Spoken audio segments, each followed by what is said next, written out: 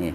Di antara bentuk bentuk dari keadaan bermajelis ning kono bermajelis jamaah zikir berupa bacaan Al-Qur'an.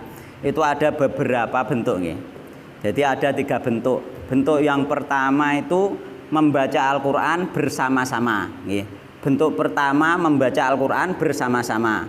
Nggih, mungkin enten bentuk-bentuk sing diangsalno sing enten contone king salaf enten sing mboten nggih. Jadi bentuk pertama niku membaca Al-Qur'an bersama-sama bareng-bareng. Nggih. Bentuk kedua membaca Al-Qur'an bergantian yang lainnya menyimak. Kan ngoten nggih. Misalnya bacaan Al-Qur'an nggih. Terus bentuk ketiga itu membaca Al-Qur'an sendiri-sendiri.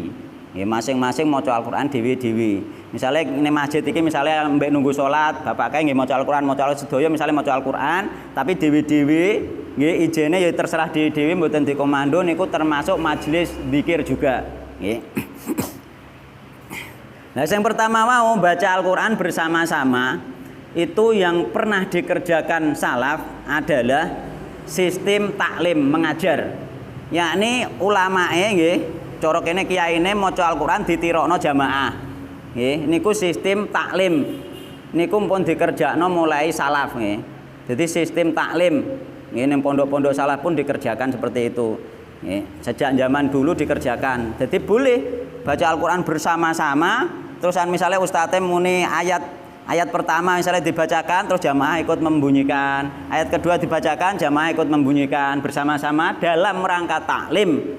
Nggih, itu termasuk majelis taklim. Nah, itu diantaranya sistem baca bersama-sama yang pernah dicontohkan oleh salaf. Adapun yang tidak pernah dicontohkan piye misalnya wade roh sing gak pernah dicontohkan atau belum tahu dicontohkan atau enggak usah diamalkan. Karena apa? Karena kita mengamalkan itu harus berdasarkan ilmu, gitu. Nggih. Al-qaul itu apa itu al ilmu qoblal qaul wal amal. Ilmu dulu sebelum berkata dan beramal. Mulane umpama gak roh awake gak usah mencela dulu tapi cuma kita jangan mengamalkan. Karena apa? Karena bisa jadi itu memang belum diketahui. Sesuatu yang belum diketahui ilmunya jangan diamalkan. Mokon ngono tok. Nggih, jangan diamalkan. Jadi yang diketahui bahwa salah melakukan pertama ini tadi dalam rangka taklim baca bersama-sama. Ustadz macakno, jamaah melok maca. Ustadz macakno ayat kedua, jamaah melok iku taklim mengajarkan nggih. Nah, ini yang sudah diketahui dari hasil membaca sejarah dan kitab-kitab para ulama. Terus yang kedua dibaca bergantian. Ya, dibaca bergantian itu ada 2 model. Ya nek rong model nggih. Dibaca bergantian enek rong model, Mbah. Model pertama dibaca bergantian, misalnya ada 3 orang nggih. 3 orang bergantian membaca. Ya, orang yang pertama misalnya membaca halaman 2 misalnya, mulai halaman 2 lah katakanlah seperti itu. Terusan yang 2 mendengarkan. Terus halaman 2 selesai, yang kedua baca halaman 2 juga. Yang 1 dan 3 mendengarkan, bergantian terus. Bergantian membaca Al-Qur'an dengan halaman yang sama. Ini sistem murojaah penghafal Al-Qur'an. Ya. Itu sudah terjadi pada zaman salaf, mereka bergantian membaca Al-Qur'an dengan halaman yang sama atau dengan surat yang sama bergantian. Misalnya aku maca surat Al-Fatihah, tak waca sampean riyane nyemak ngrungokno terus bar kula jenengan. Bar niku ganti urut terus. Ngeten iki termasuk jamaah zikir juga, ya. Dan itu dikerjakan oleh salaf dan ini boleh kita kerjakan. Jadi yang kita kerjakan itu yang kita sudah benar-benar tahu bahwa salaf ada mengerjakannya. Nek dereng berhenti dulu, dinteni digoleki ilmune. Mergo amal iku al ilmu qoblal qaul wal amal. Dadi amalku kudune duwe ilmu sik. Amal mbek ucapan kudu duwe ilmu di sini gak ndek ilmune meneng ae digoleki ilmune nek rong temu ilmune mboten pareng diamalno. Ngono tok. Nggih, pun. Iki sing mang apa? Keadaan apa iku?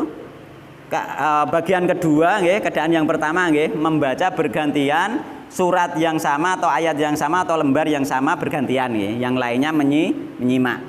Terus yang cara yang kedua membaca bergantian ya, tapi dengan ayat atau halaman yang berbeda, melanjutkan yang lain menyimak.